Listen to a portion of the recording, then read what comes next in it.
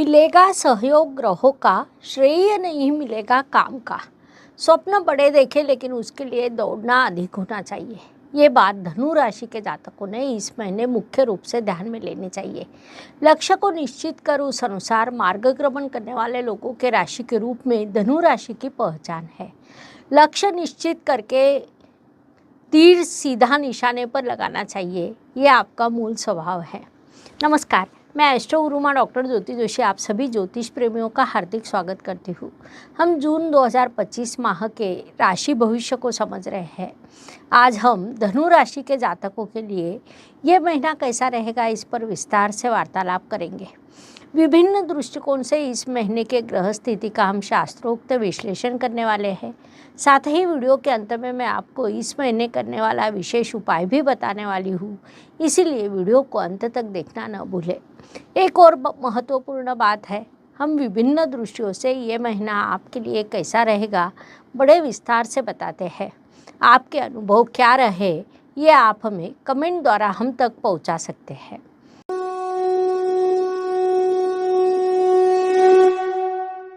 व्यक्तित्व की दृष्टि से विचार करें तो एक बार आपकी दिशा निर्धारित हो गई कि बाधाओं का आप विचार नहीं करते, उसके लिए अपनी सुपर पावर को आप ऑप्टिमाइज करते हैं।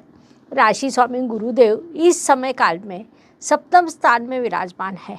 महत्वपूर्ण बात है कि वहाँ से उनकी दृष्टि आपकी राशि पर है, जिस कारण इस काल में आपका व्यक्तित्व सकारात्मक रहेगा। राशि स्वामी की दृष्टि इच्छा पूर्ति, राशि और परिश्रम के स्थान पर होने के कारण परिश्रम करने के साथ इच्छा पूर्ति की ओर भी आपका झुकाव रहेगा, जिस कारण आपका व्यक्तित्व समृद्ध संपन्न होने वाला है। इस काल का सदुपयोग करें। धन परिवार वाणी की दृष्टि से विचार करें तो इस काल में धनु जातकों के आर्थिक स्थिति सुधरने की संभावना है। आपको भरपूर अर्थ प्राप्ति होगी, लेकिन खर्च भी भरपूर बढ़ने वाला है। उससे बचत कितनी होगी ये प्रश्न निर्माण हो सकता है, इसलिए खर्च करने से पहले थोड़ा विचार करें। परिवार में स्नेह भाव एकता बढ़ने वाली है, लेकिन बोलने का अवसर सभी को मिलना चाहिए। वाणी में मिठास रखें।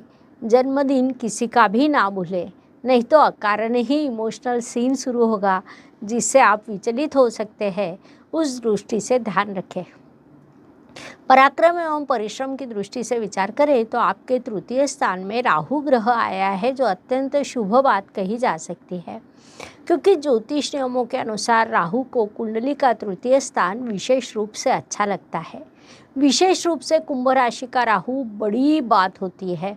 इस काल में आपके परिश्रम योजना के अनुसार रहेंगे। हार्डवर्क के साथ आप स्मार्ट वर्क भी करने वाले हैं, अर्थात आपका मिशन पूरा होगा।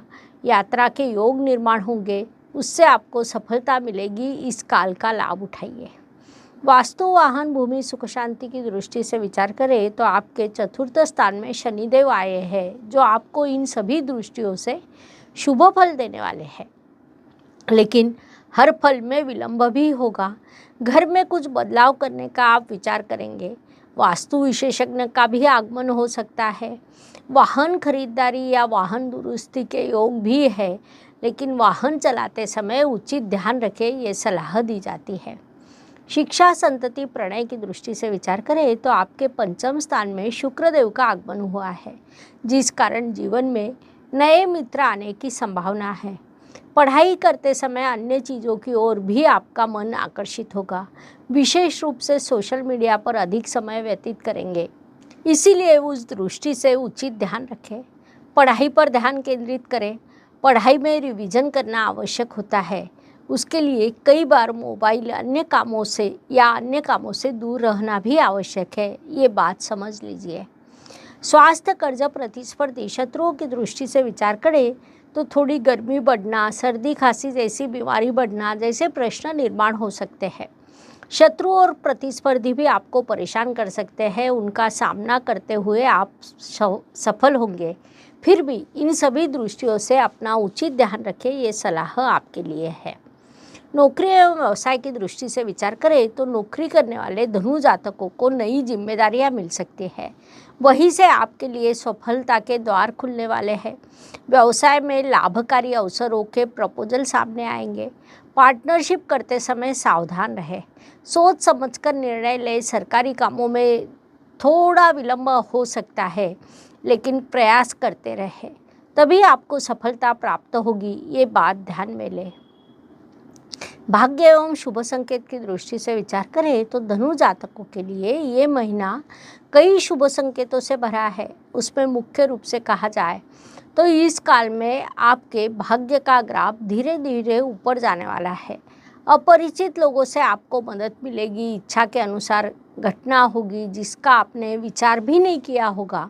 इस काल में भाग्य और शुभ संकेत के रूप में केंद्र त्रिकोण स्थान में आए ग्रह महत्वपूर्ण ठहरने वाले हैं।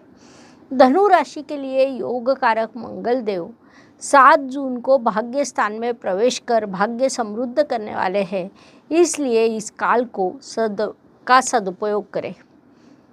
कर्म की दृष्टि से विचार करें तो आप कोई कार्य करें और उसका श्रेय किसी और को दिया जाए, ऐसी संभावना निर्माण होगी जिससे आप विचलित हो सकते हैं। उससे आपको क्रोध आना स्वाभाविक है, लेकिन आप अपने कर्म पर ध्यान केंद्रित करें।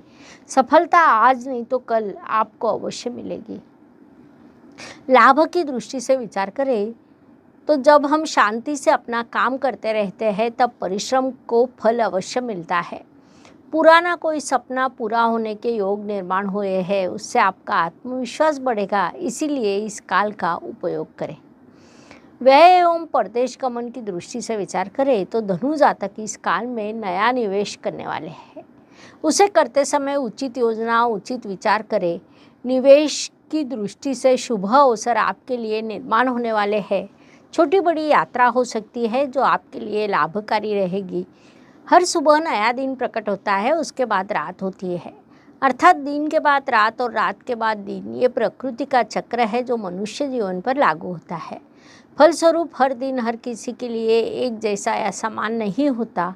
कुछ दिन शुभ, कुछ अशुभ या तनावपूर्ण होते हैं। इस दृष्टि से धनु राशि के लिए 4, 14 और 22 ये दिन शुभ रहेंगे।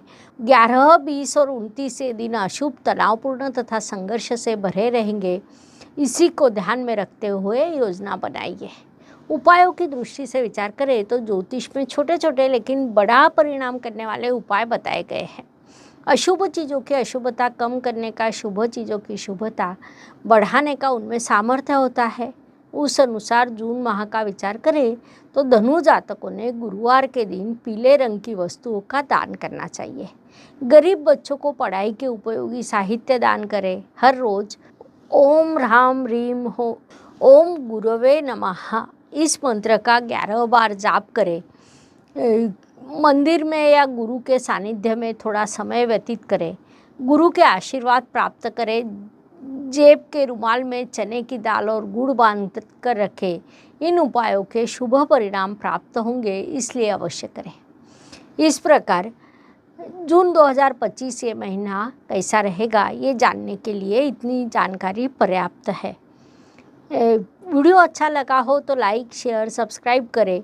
कमेंट बॉक्स में जय ज्योतिष लिखना ना भूलें। धन्यवाद। शुभम भवतु। हर हर ज्योतिष, घर घर ज्योतिष। ज्योतिष का अध्ययन तथा शास्त्र की शास्त्रीय तरीके से पढ़ाई करने के लिए मेरी 2 किताबें प्रकाशित हो चुकी है, उनका अवश्य लाभ लीजिए।